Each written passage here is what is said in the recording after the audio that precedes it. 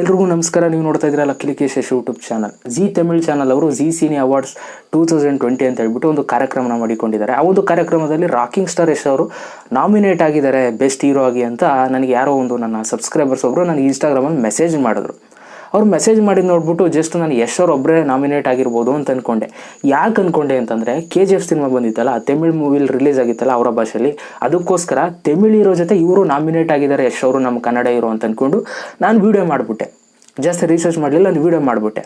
Video ಮಾಡಾದ್ಮೇಲೆ ತುಂಬ ಜನ ನನಗೆ ಕಮೆಂಟ್ಸ್ಗಳನ್ನ ಮಾಡೋರು, ಇಲ್ಲ ಬ್ರೋ ಎಲ್ಲ ಹೀರೋಗಳು ಕೂಡ ಇದ್ದಾರಂತೆ, ಎಲ್ಲ ಹೀರೋಗಳು ನಾಮಿನೇಟ್ ಆಗಿದ್ದಾರಂತೆ ಅಂತ ತುಂಬ ಜನ ಕಮೆಂಟ್ಸ್ ಮಾಡಿದಾಗ ನಾನು ಆಮೇಲೆ ರಿಸರ್ಚ್ ಮಾಡಿದಾಗ ನನಗೆ ಗೊತ್ತಾಗಿದ್ದು ದರ್ಶನ್ ಅವರು ಕೂಡ ನಾಮಿನೇಟ್ ಆಗಿದ್ದಾರೆ, ಸುದೀಪ್ ಅವರು ನಾಮಿನೇಟ್ ಆಗಿದ್ದಾರೆ, ಶಿವಣ್ಣ ಅವರು ನಾಮಿನೇಟ್ ಆಗಿದ್ದಾರೆ, ಆಮೇಲೆ ಯಾರಪ್ಪ ಇವರು ಪುನೀತ್ ರಾಜ್ಕುಮಾರ್ ಅವರು ನಾಮಿನೇಟ್ ಆಗಿದ್ದಾರೆ ಅಂತ ನನಗೆ ಆವಾಗಲೇ ಗೊತ್ತಾಗಿತ್ತು. ನಿಜವಾಗ್ಲೂ ನನಗೆ ಸ್ಟಾರ್ಟಿಂಗಲ್ಲೇ ಗೊತ್ತಾಗಿಲ್ಲ, ನಾನು ರಿಸರ್ಚ್ ಮಾಡಿರಲಿಲ್ಲ, ಆ ಒಂದು ಕಾರಣಕ್ಕೆ ನನಗೆ ಗೊತ್ತಾಗಿರಲಿಲ್ಲ. ಅದಕ್ಕೋಸ್ಕರ ನಾನು ಯಶ್ ಅವ್ರಿಗೆ ವೋಟ್ ಮಾಡಿ ನಮ್ಮ ಹೀರೋಗೆ ಅಂದ್ಬಿಟ್ಟು ನಾನು ವೀಡಿಯೋ ಮಾಡಿಬಿಟ್ಟೆ.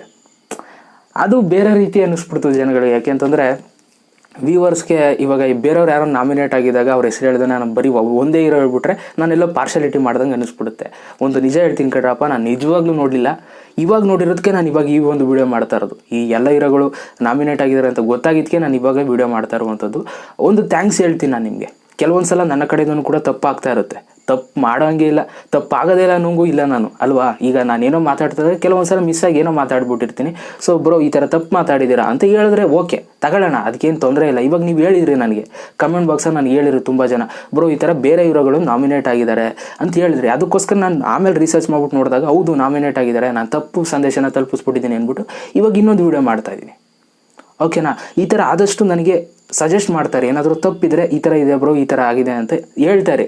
ಓಕೆನಾ? ಖಂಡಿತವಾಗ್ಲೂ ಅಕ್ಸೆಪ್ಟ್ ಮಾಡ್ಕೊಳ್ತೀನಿ, ಅಕ್ಸೆಪ್ಟ್ ಮಾಡ್ಕೊಳ್ತೀನಿ. ಇವಾಗ ನೀವೇ ನೋಡಿದ್ದೀರ, ನಾನು ಅಕ್ಸೆಪ್ಟ್ ಮಾಡ್ಕೊಂಡಿದ್ದೀನಿ. ಓಕೆನಾ? ಸೊ ಈ ಒಳ್ಳೆ ರೀತಿಯಲ್ಲಿ ಹೇಳಿದ್ರೆ ನಾನು ಅಕ್ಸೆಪ್ಟ್ ಮಾಡ್ಕೊಳ್ತೀನಿ. ಬಟ್ ಏನೋ ರಾಂಗ್ ರೂಟಲ್ಲಿ ಬಂದರೆ, ನೆಗೆಟಿವ್ ಆಗಿ ಕಮೆಂಟ್ ಮಾಡ್ಕೊಂಡು ಬಂದರೆ ನಾನು ಕೇರ್ ಮಾಡಲ್ಲ. ಅವ್ರ ಕಮೆಂಟ್ಸ್ ನಾನು ಕೇರೇ ಮಾಡಲ್ಲ. ಶಿಸ್ತಾಗಿ ನಾನು ಬ್ಲಾಕೇ ಮಾಡಿಬಿಡ್ತೀನಿ, ಐಡಿಯಾ ಮಾಡಿಬಿಡ್ತೀನಿ. ನನಗೆ ಬೇಕಾಗಿಲ್ಲ ಅವ್ರ ಚಾನಲ್ಗಳು. ಓಕೆನಾ? ನಾನು ಯಾವಾಗಲೂ ತುಂಬ ಸ್ಟ್ರೈಟ್ ಫಾರ್ವರ್ಡ್. ನಾನು ಏನಂತಂದರೆ ಬರೀ ಯಶ್ ಅವ್ರ ಬಗ್ಗೆನೇ ಮಾತಾಡಬೇಕು ಅಂತ ಲಕ್ಕೇಶ್ ಯಶ್ ಯೂಟ್ಯೂಬ್ ಚಾನಲ್ ತಗೊಂಡಿಲ್ಲ. ಅದೊಂದು ಕ್ಲಿಯರ್ ಮಾಡಿಬಿಡ್ತೀನಿ. ನೀವು ನೋಡಿ, ಹಳೆ ವೀಡಿಯೋಸ್ಗಳು ನೋಡಿ, ಸುದೀಪ್ ಅವ್ರ ಬಗ್ಗೆ ಮಾತಾಡಿದ್ದೀನಿ, ದರ್ಶನ್ ಅವ್ರ ಬಗ್ಗೆ ಮಾತಾಡಿದ್ದೀನಿ. ಏನು ಗೊತ್ತಾ ನಮ್ಮ ಜನಗಳು, ಅವ್ರ ಬಗ್ಗೆ ಮಾತಾಡಿದಾಗ ಇವ್ರ ಬಗ್ಗೆ ಮಾತಾಡಿಲ್ಲ ಅಂತಾರೆ, ಇವ್ರ ಬಗ್ಗೆ ಮಾತಾಡಿದಾಗ ಅವ್ರ ಬಗ್ಗೆ ಮಾತಾಡಿಲ್ಲ ಅಂತಾರೆ. ಆಮೇಲೆ ಇನ್ನೊಂದೇನು ನಾನು ಹೇಳಬೇಕು ಅಂತಂದರೆ, ನನ್ನ ಚಾನಲಲ್ಲಿ ಎಲ್ಲ ಹೀರೋ ಫ್ಯಾನ್ಸ್ಗಳು ಇದ್ದಾರೆ. ಓಕೆನಾ? ಯಶ್ ಫ್ಯಾನ್ಸು ಇದ್ದಾರೆ, ದರ್ಶನ್ ಫ್ಯಾನ್ಸು ಇದ್ದಾರೆ, ಸುದೀಪ್ ಫ್ಯಾನ್ಸು ಇದ್ದಾರೆ, ಆಮೇಲೆ ಶಿವಣ್ಣನ ಫ್ಯಾನ್ಸು ಕೂಡ ಇದ್ದಾರೆ. ಓಕೆನಾ? ಎಲ್ಲ ಹೀರೋ ಫ್ಯಾನ್ಸ್ಗಳು ಕೂಡ ನನ್ನ ಚಾನಲಲ್ಲಿ ಇದ್ದಾರೆ. ಯಾಕಿದ್ದಾರೆ ಅಂತಂದರೆ ಅವ್ರಿಗೆ ಗೊತ್ತು ನಾವು ಯಾವ ರೀತಿ ಮಾತಾಡ್ತೀವಿ, ಯಾರ್ಯಾರಿಗೆ ಏನೇನು ಮಾತಾಡಬೇಕು, ಯಾವ ರೀತಿ ಒಂದು ಪಾರ್ಶಾಲಿಟಿ ಇಲ್ದೇ ನಾನು ಮಾತಾಡಬೇಕು ಅನ್ನೋದು ಅವ್ರಿಗೆ ಗೊತ್ತು. ನೋಡಿದ್ದಾರೆ ವೀಡಿಯೋಗಳು, ಅವ್ರು ನನ್ನ ನಂಬಿದ್ದಾರೆ, ಅದಕ್ಕೋಸ್ಕರ ಸಬ್ಸ್ಕ್ರೈಬ್ ಮಾಡಿ ಇಟ್ಕೊಂಡಿದ್ದಾರೆ. ಇವಾಗ ಒಂದು ಕಮ್ಯುನಿಟಿ ಪೋಸ್ಟ್ ಹಾಕ್ತೀನಿ. ಓಕೆನಾ? ಈಗ ರೀಸೆಂಟಾಗಿ ಈ ವಿಡಿಯೋ ಆದಮೇಲೆ ಕಮ್ಯುನಿಟಿ ಪೋಸ್ಟ್ ಹಾಕ್ತೀನಿ.